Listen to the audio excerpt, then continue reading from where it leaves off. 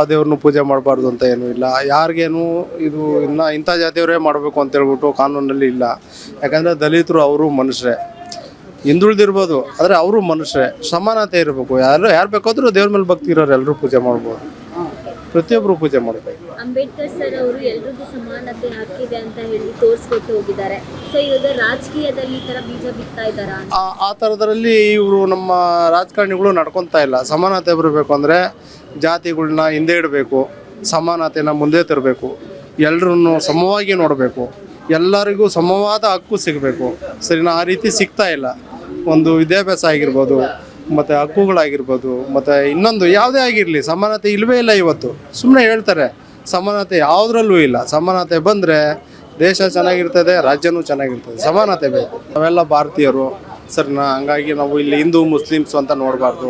ನಮ್ಮ ದೇಶ ಜಾತ್ಯತೀತ ರಾಷ್ಟ್ರ ಇದು.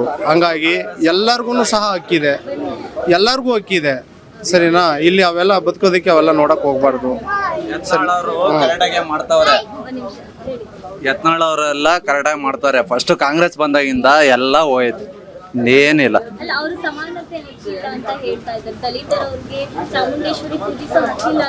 ಅದು ಹಿಂದೂ ಅಲ್ಲ ಮೇಡಮ್, ಹಿಂದೂ ಅದು. ಇದು ಕಾಂಗ್ರೆಸ್ ಬಂದಾಗಿಂದ ಮುಸ್ಲಿಮರ್ಗೆ ಸಪೋರ್ಟ್ ಮಾಡ್ರೆ ನಾವೇನು ಇರೋದು ಹಿಂದೂಗಳು ಎಲ್ಲ ವೇಸ್ಟ್ ನನ್ನ ಮಕ್ಳು ಅಲ್ವಾ. ಫಸ್ಟ್ ಬಂದ್ಬಿಟ್ಟು ನಮ್ಮ ಕಾಂಗ್ರೆಸ್ ಅದೇ ವೇಸ್ಟ್ ಮಾಡಿರೋದು.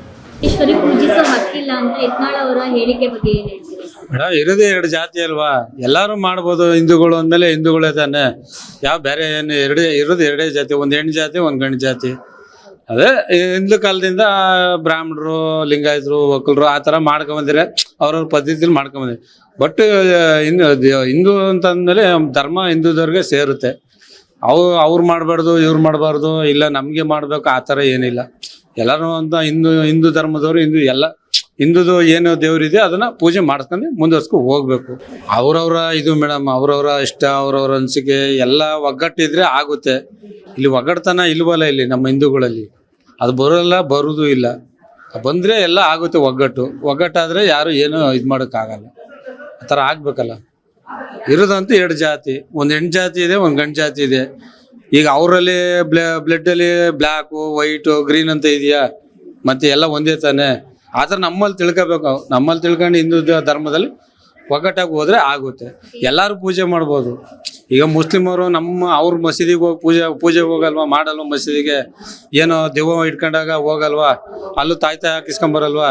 ಈಗ ಅವರು ಮುಸ್ಲಿಮರು ನಮ್ಮ ಹಿಂದೂ ದೇವಸ್ಥಾನಕ್ಕೆಲ್ಲ ಬರಲ್ವಾ, ಬಂದು ಅವ್ರಿಗೆ ಏನಾದ್ರು ಪ್ರಾಬ್ಲಮ್ ಇತ್ತು, ಏನಾದ್ರು ಕಷ್ಟ ಇತ್ತು ಅಂದ್ರೆ ಅವರು ಬಂದು ನಮ್ಮ ದೇವಸ್ಥಾನಗಳು ಪೂಜೆ ಮಾಡ್ತಾರೆ.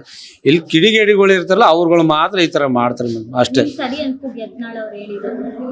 ಅವ್ರದ್ದು ಹೇಳ್ಬೇಕು ಅಂದ್ರೆ ಅವ್ರು ಸರಿ ಅನಿಸುತ್ತೆ ಮೇಡಮ್. ಹಿಂದೂಗಳ ಧರ್ಮ ಏನಿದೆ ಅದು ಮಾಡ್ಕೊಂಡು ಹೋಗ್ಬೇಕು.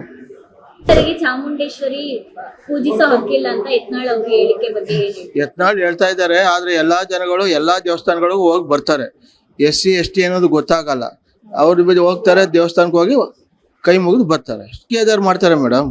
ರಾಜಕೀಯದಿಂದ ಅನ್ಯಾಯಕ್ಕೋಸ್ಕರ ಸಾಯ್ತಾ ಇದ್ದಾರೆ ಜನಗಳು ಅಷ್ಟೇ. ರಾಜಕೀಯದವರು ತುಂಬಾ ತೊಂದರೆ ಕೊಡ್ತಾ ಇದ್ದಾರೆ.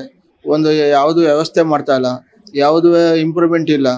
ಸುಮ್ಗೆ ಓಟ್ ಹಾಕ್ಸ್ಕೊಂಡು ಜನಗಳು ತೊಂದರೆ ಕೊಡ್ತಾರೆ. ಇದೇ ಮೇಡಮ್, ಎಲ್ಲರಿಗೂ ಇದೆ. ಎಲ್ಲ ಬುದ್ಧಿವಂತಿಕೆಯಿಂದ ಮಾತಾಡ್ಕೊಂಡು ಹೋಗ್ಬೇಕು ಜನಗಳು. ಆಲ್ಮೋಸ್ಟು ಎಲ್ಲರದು ಜಾತಿ ಅನ್ನೋದು ಇರುತ್ತೆ.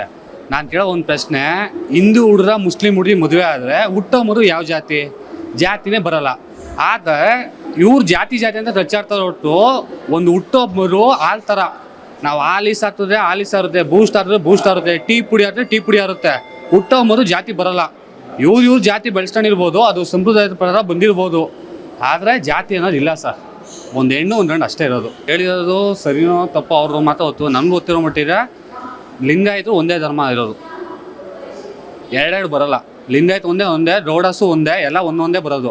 ಅದು ಅವ್ರವರು ದೇವ್ರ ಮೇಲೆ ಡಿಪೆಂಡ್ ಮಾಡ್ತಾರೆ ಅಷ್ಟೇ ಮೇಡಮ್. ದಲಿತರ ಅಂದಮೇಲೆ ಎಲ್ಲರಿಗೂ ಒಂದೇ ಹಕ್ಕಿದೆ. ಅಂಬೇಡ್ಕರ್ ಸಂವಿಧಾನ ರಚನೆ ಮಾಡಿದ್ದಾರೆ. ಈಗ ಇವರ್ಯಾರ ಯತ್ನಾಳು ಅರ್ಧಕ್ಕೆ ಬಂದ್ಬಿಟ್ಟು ಆ ಥರ ಪೂಜೆ ಮಾಡೋಗಿಲ್ಲ ಅಂತ ಅಂದರೆ ನಾವ್ಯಾರು ಕೇಳೋಕ್ಕಾಗಲ್ಲ, ನಂಬೋಕ್ಕಾಗಲ್ಲ.